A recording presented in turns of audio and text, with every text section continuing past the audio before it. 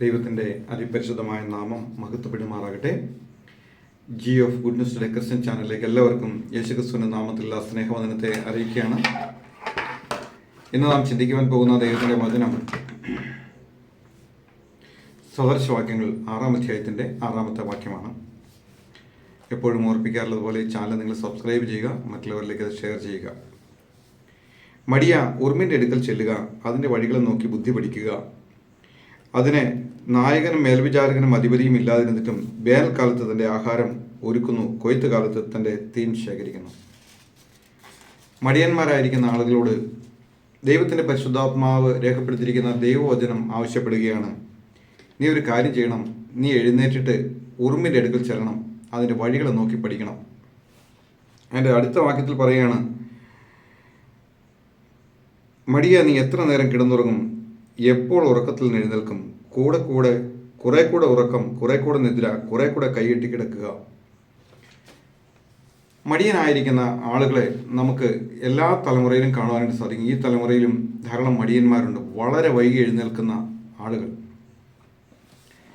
വിശ്വാസികളുടെ കൂട്ടത്തിലും ധാരാളം ആളുകൾ വളരെ വൈകി എഴുന്നേൽക്കുന്നവരായിട്ടുണ്ട്. ജോലിക്ക് പോകുന്നവർക്കൊക്കെ ചില സന്ദർഭങ്ങളിൽ അതൊക്കെ വേണ്ടി വരും. നൈറ്റ് ഡ്യൂട്ടി എല്ലാം കഴിഞ്ഞ് വരുമ്പോൾ അവർക്ക് അങ്ങനെ കിടന്നുറങ്ങേണ്ടതായിട്ട് വരും. എന്നാൽ അതുകൂടാതെ കുറച്ചുകൂടി കിടന്നുറങ്ങാമെന്ന് അലസമായിട്ട് കിടന്നുറങ്ങുന്ന ധാരാളം ആളുകളുണ്ട്. അങ്ങനെയുള്ള ആളുകളോട് പറയുകയാണ്, നീ ഉറുമ്പിൻ്റെ അടുക്കൽ ചെല്ലണം, എന്നിട്ട് അതിൻ്റെ വഴികളെ നോക്കി പഠിക്കണം. നമ്മൾ വീട്ടിൽ കിടന്നുറങ്ങുമ്പോൾ നമ്മളെ എഴുന്നേൽപ്പിക്കുവാൻ നമ്മുടെ അമ്മമാരോ അപ്പന്മാരോ ജ്യേഷ്ഠന്മാരോ സഹോദരിമാരോ അല്ലെങ്കിൽ മക്കളോ ആരെങ്കിലുമൊക്കെ ഉണ്ടാകാം. എന്നാൽ ഇതൊന്നുമില്ലാത്ത ഒരു ജാതി, ഉറുമ്പ്, വളരെ ബലഹീനമായ ഒരു ജാതി,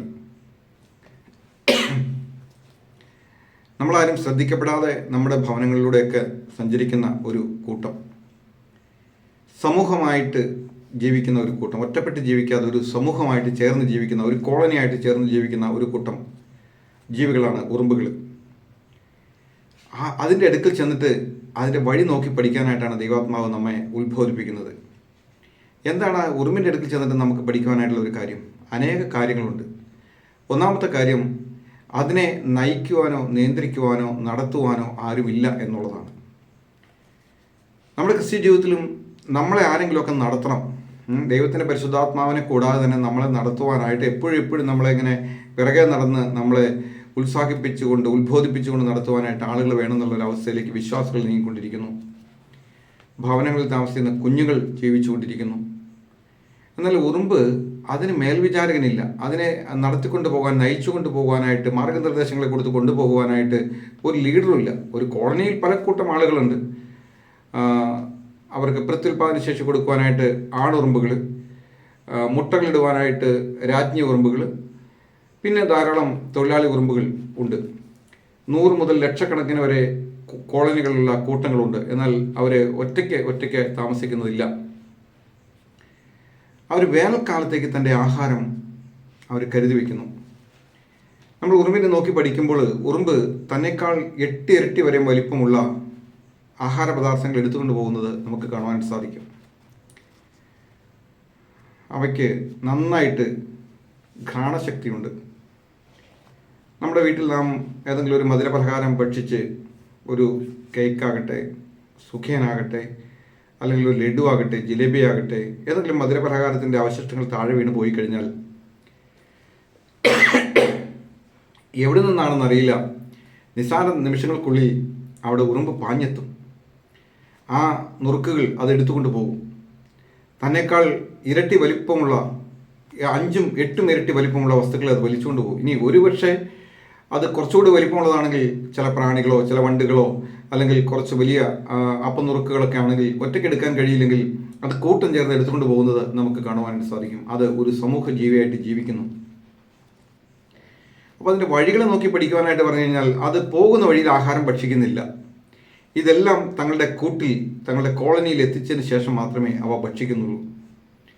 തന്നെയല്ല, അവർ വേനൽക്കാലത്തേക്ക് വേണ്ടി ആഹാരം സൂക്ഷിച്ചു വയ്ക്കുകയാണ്. വേനൽക്കാലത്ത് തൻ്റെ ആഹാരം അവർ ഒരുക്കുകയാണ്. കൊയ്ത്ത് കാലത്ത് അവർ തീൻ ശേഖരിക്കുകയാണ്. ഒരു മഴക്കാലം വരുമെന്ന് അതിനറിയാം. പുറത്തിറങ്ങി സഞ്ചരിക്കാൻ കഴിയാത്തൊരു സാഹചര്യം ഉണ്ടാകും. മഴ വന്നു കഴിഞ്ഞാൽ അത് ഒലിച്ചു പോകുന്നതിനറിയാം. തൻ്റെ മാളങ്ങൾ സുരക്ഷിതമാണ്. ആ മഴക്കാലത്ത് തങ്ങൾക്ക് പുറത്തിറങ്ങാൻ കഴിയാത്ത ആ ഒരു സാഹചര്യത്തിൽ അതെ, ആ ഉറുമ്പുകൾ തനിക്കുള്ള ഭക്ഷണം ശേഖരിക്കുന്നു, തങ്ങൾക്കുള്ള ഭക്ഷണം ശേഖരിക്കുന്നു. അവിടെ അധിപതിയില്ല, ലീഡറില്ല, സേനാധിപതികളൊന്നുമില്ല, അവ തന്നെ അത് ചെയ്തുകൊണ്ടിരിക്കുന്നു. ആർക്കും പ്രവർത്തിച്ചു കൂടാത്ത ദിവസങ്ങൾ അടുത്തു വരികയാണ്. നാം ഒരുപക്ഷെ ഒറ്റപ്പെട്ടായിരിക്കുന്നിടത്ത് ഒരു സുവിശേഷ പ്രവർത്തകനോ ഒരു സുവിശേഷകനോ ഒരു പാസ്റ്ററോ അല്ലെങ്കിൽ ഒരു അപ്പോസ്തലനോ ആരും നമ്മളെ നയിക്കാനില്ലാത്ത ഒരു സന്ദർഭങ്ങളൊക്കെ വന്നു ചേർന്നേക്കാം. ആ സന്ദർഭങ്ങളിൽ നാം തനിയെ ജീവിക്കേണ്ടിയിരിക്കുന്നു. ഉറുമ്പുകൾ നമുക്ക് ധാരാളം കാര്യങ്ങളെ നമുക്ക് മനസ്സിലാക്കി തരുന്നു. വളരെ വൃത്തിയുള്ള ജീവികളാണ് ഉറുമ്പുകൾ. അവരുടെ കൂടുകളെല്ലാം വളരെ മനോഹരമുള്ളതാക്കി തീർക്കുന്നു. അവശിഷ്ടങ്ങളും മാലിന്യങ്ങളെല്ലാം അവർ പുറത്തു കൊണ്ടുപോയി കളയുന്നു.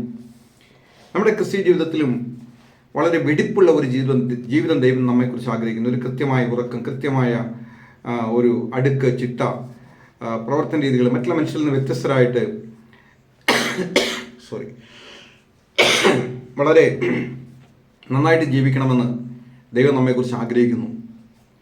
അതിനു വേണ്ടിയിട്ടാണ് പറയുന്നത്, നീ എത്ര നേരം കിടന്നുറങ്ങും, കുറെ കൂടി ഉറക്കം, കുറച്ചുകൂടി ഉറക്കം, കുറച്ചുകൂടി കഴിയട്ടെ ഇങ്ങനെ പറഞ്ഞ് നീ എത്ര നേരം കിടന്നുറങ്ങും? അതൊരു മടിയാണ്. ദൈവവചനം നമ്മെ പഠിപ്പിക്കുന്ന ചില പാഠങ്ങളുണ്ട്. എഫേസ്യ ലേഖനം 5-ാം അധ്യായത്തിൻ്റെ 1 മുതൽ ചില വാക്യങ്ങൾ വായിക്കുമ്പോൾ, എഫേസ്യ ലേഖനം 5-1 മുതലുള്ള വാക്യങ്ങൾ വായിക്കുമ്പോൾ അവിടെ നമുക്ക് ചില കാര്യങ്ങൾ കാണുവാനായിട്ട് സാധിക്കും. ആകയാൽ പ്രിയ മക്കൾ എന്ന പോലെ ദൈവത്തെ അനുകരിക്കുവാൻ ക്രിസ്തുവും നിങ്ങളെ സ്നേഹിച്ച് നമുക്ക് വേണ്ടി തന്നെത്താൻ ദൈവത്തിന് സൗരഭ്യവാസനയായ വഴിപാടും യാഗവുമായി അർപ്പിച്ചതുപോലെ സ്നേഹത്തിൽ നടക്കുവിൻ. ഒരു ക്രിസ്ത്യാനി നടക്കേണ്ട നടപ്പിനെ കുറിച്ച് പറയാണ്. ഉറുമ്പ് നടക്കുന്നത് പോലെ വൃത്തിയും വെടിപ്പുമുള്ള ഒരു നടപ്പ്. എന്താണ് അവിടെ പറയുന്നത്? ദുർനടപ്പും യാതൊരു അശുദ്ധിയും അത്യാഗ്രഹവും നിങ്ങളുടെ ഇടയിൽ പേർ പറയുക പോലും അരുത്. ഇന്ന് ക്രിസ്തീയ കോളത്തിൽ വളരെ മാലിന്യങ്ങളുള്ള ഒരു ജീവിതമുള്ള ആളുകളെ നമുക്ക് കാണുവാൻ സാധിക്കും. ദുർനടപ്പുകാർ, അവർ ദൈവരാജ്യം അവകാശമാക്കാനേ പോകുന്നില്ല. അതുപോലെ തന്നെ അത്യാഗ്രഹികൾ, ഉള്ളത് കൊണ്ടൊന്നും പോരാ, പിന്നെയും എവിടെയൊക്കെയോ സമ്പാദിച്ചു വെക്കണം, അതിനു വേണ്ടിയിട്ടുള്ള നെട്ടോട്ടത്തിലാണ്. അത് നിങ്ങളുടെ അടുക്കൽ പേർ പറയുക പോലും ചെയ്യരുത്. ദുർനടപ്പും യാതൊരു അശുദ്ധിയും അത്യാഗ്രഹവും നിങ്ങളുടെ ഇടയിൽ പേർ പറയുക പോലും അരുത്.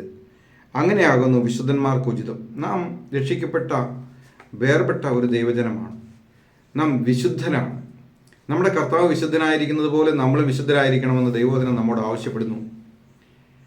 നമുക്ക് അശുദ്ധി ചെയ്യാനുള്ള സാഹചര്യങ്ങൾ നിറയെ പിശാച് ഒരുക്കി വെച്ചിരിക്കാം. എന്നാൽ നാം വേർപെട്ടവരായി വിശുദ്ധിയുള്ള ജീവിതം നയിക്കണമെന്ന് ദൈവം നമ്മെക്കുറിച്ച് ആഗ്രഹിക്കുന്നു. വിശുദ്ധന്മാർക്ക് ഉചിതമായ ചില കാര്യങ്ങളെക്കുറിച്ച് എഫേസ്യ ലേഖനത്തിൽ പറയുന്നുണ്ട്. ചീത്തത്തരം, പൊട്ടച്ചൊല്ല്, കളിവാക്ക്, ഇങ്ങനെ ചേർച്ചയില്ലാത്ത ഒന്നും അരുത്. സ്തോത്രം അത്രേ നമ്മുടെ ഉള്ളിൽ നിന്ന് വരേണ്ടത്. ദുർനടപ്പുകാരൻ, അശുദ്ധൻ, വിഗ്രഹാരാധിയായ ദ്രവ്യാഗ്രഹി, ഇവർക്ക് ആർക്കും ക്രിസ്തുവിൻ്റെയും ദൈവത്തിൻ്റെയും രാജ്യത്തിൽ അവകാശമില്ല. ഇന്ന് പണസമ്പാദനത്തിന് വേണ്ടി ദൈവഹിതം അന്വേഷിക്കാതെ ഓടുന്ന ധാരാളം ആളുകളുണ്ട്, ധാരാളം വിശ്വാസികളുണ്ട്. നമുക്ക് വേണ്ടത് സ്തോത്രം അത്രേ. നാം സ്തോത്രത്തോടുകൂടി നമ്മുടെ ആവശ്യങ്ങൾ ദൈവസന്നിധിയിൽ അറിയിക്കുമ്പോൾ നമ്മെക്കുറിച്ചുള്ള ദൈവത്തിൻ്റെ ഹിതം ദൈവം നമുക്ക് വെളിപ്പെടുത്തി തരും. ഇങ്ങനെയാകുന്നു വിശുദ്ധന്മാർക്ക് ഉചിതമായിരിക്കുന്ന കാര്യങ്ങൾ. കർത്താവിന് പ്രസാദമായ എന്തെന്ന് പരിശോധിച്ചുകൊണ്ട് വെളിച്ചത്തിലുള്ളവരായി നടന്നുകൊള്ളുവിൻ. എന്നിട്ട് സകല സൽഗുണവും നീതിയും സത്യവുമല്ലോ വെളിച്ചത്തിൻ്റെ ഫലം. ഇരുട്ടിൻ്റെ നിഷ്ഫല പ്രവൃത്തികളിൽ കൂട്ടാളികളാകരുത്. അവയെ ശാസിക്കത്ര വേണ്ടത്. അവർ ഗൂഢമായി ചെയ്യുന്നത് പറയുവാൻ പോലും ലജ്ജയാകുന്നു. അവയെ ശാസിക്കുമ്പോഴോ സകലത്തെയും കുറിച്ച് വെളിച്ചത്താൽ ബോധം വരുന്നതെല്ലാം വെളിച്ചം പോലെ തെളിവല്ലോ. അതുകൊണ്ട് ഉറങ്ങുന്നവനെ, പൗലോസ് അപ്പോസ്തലൻ പറയുകയാണ്, വിശ്വാസികൾ ജാതികളുടെ ഇടയിൽ കിടന്ന് ഉറങ്ങുകയാണ്. അതുകൊണ്ട് ഉറങ്ങുന്നവനെ ഉണർന്ന് മരിച്ചവരുടെ ഇടയിൽ നിന്ന് എഴുന്നേൽക്കുക, എന്നാൽ ക്രിസ്തു നിന്റെ മേൽ പ്രകാശിക്കും. മരിച്ചവരുടെ ഇടയിൽ ഉറങ്ങിക്കിടക്കുന്ന ധാരാളം വിശ്വാസികളെ നമുക്ക് കാണുവാനായിട്ട് സാധിക്കും. മരിച്ചവരെന്ന് പറയുമ്പോൾ ആത്മീയമായി മരിച്ചു കിടക്കുന്ന ഒരു വലിയ ജനസമൂഹം, ആത്മീയമായിട്ട് മരിച്ചു കിടക്കുന്ന ഒരു വലിയ ജനസമൂഹം, അവരുടെ ഇടയിൽ കിടന്ന് ഉറങ്ങുന്ന വിശ്വാസികൾ, അവരെഴുന്നേറ്റ് പ്രകാശിക്കുന്നില്ല. ദൈവവചനം പറയാണ്, നീ ഇനി എത്ര നേരം ഇങ്ങനെ കിടന്നുറങ്ങും? നീ ജാതികളുടെ നടുവിൽ, രക്ഷിക്കപ്പെടാത്തവരുടെ നടുവിൽ, ആത്മീയമായി മരിച്ചു കിടക്കുന്ന ആളുകളുടെ നടുവിൽ നീ കിടന്നുറങ്ങില്ലേ? നീ ഒന്ന് എഴുന്നേൽക്ക്, നീ ഒന്ന് ഉണരേ. അപ്പോൾ യേശുക്രിസ്തു നിന്റെ മേൽ പ്രകാശിക്കുകയും നിന്റെ ചുറ്റും മരിച്ചു കിടക്കുന്ന, ആത്മീയമായി മരിച്ചു കിടക്കുന്ന ആളുകൾ നിന്നെ കാണുമ്പോൾ, നീ ഉണർന്നിരിക്കുന്നത് കാണുമ്പോൾ അവർക്ക് യേശുക്രിസ്തുവിനെ അറിയുവാൻ തക്കോണം അത് ഇടയായിട്ട് തീരും. എന്നാൽ ക്രിസ്തു നിന്റെ മേൽ പ്രകാശിക്കും എന്ന് ചൊല്ലുന്നു. എന്നെ കേൾക്കുന്ന പ്രിയ സഹോദര, പ്രിയ സഹോദരി, ആത്മീയമായ ഒരു ഉറക്കത്തിലാണോ താങ്കളായിരിക്കുന്നത്? എങ്കിൽ ഈ വചനത്തെ കേൾക്കുമ്പോൾ ഒന്ന് ഉണരുക. നിന്റെ ചുറ്റും ആത്മീയമായിട്ട് മരിച്ചു കിടക്കുന്ന ധാരാളം ആളുകളുണ്ട്. അവരുടെ ഇടയിൽ നീ ഉറങ്ങല്ലേ. നിനക്ക് ദൈവം ജീവൻ തന്നിരിക്കുകയാണ്. നീ ഒരു നാളും മരിച്ചവനായിരുന്നു, ആത്മീയമായിട്ട് മരിച്ചവനായിരുന്നു. എന്നാൽ അന്ധകാരത്തിൽ നിന്ന് അത്ഭുത പ്രകാശത്തിലേക്ക് വിളിച്ചവൻ്റെ സൽഗുണങ്ങളെ ഘോഷിക്കുവാൻ തക്കവണ്ണം തിരഞ്ഞെടുത്ത ഒരു ജാതിയും രാജകീയ പുരോഹിത വർഗവുമാക്കി ദൈവം നിന്നെ മാറ്റിയിരിക്കുകയാണ്. ഇനി നീ അവിടെ കിടന്ന് ഉറങ്ങല്ലേ. നീ ആത്മീയമായിട്ട് ജീവിച്ചു, ആത്മീയമായിട്ട് ജനിച്ചു, പക്ഷെ നീ ഉറങ്ങുക. ആ ഉറങ്ങുന്ന അവസ്ഥയിൽ നിന്ന് എഴുന്നേറ്റ് കർത്താവിന് വേണ്ടി പ്രശോഭിക്കുവാൻ തക്കണം, കർത്താവ് നിന്റെ മേൽ പ്രകാശിക്കുവാൻ തക്കണം. ഇന്നത്തെ വചനങ്ങൾ ഈ മുഖാന്തരമായി തീരട്ടെ. കർത്താവിൻ്റെ വലിയ നാമം ഇന്നും എന്നേക്കും വാഴ്ത്തപ്പെടുമാറാകട്ടെ. ആമേൻ.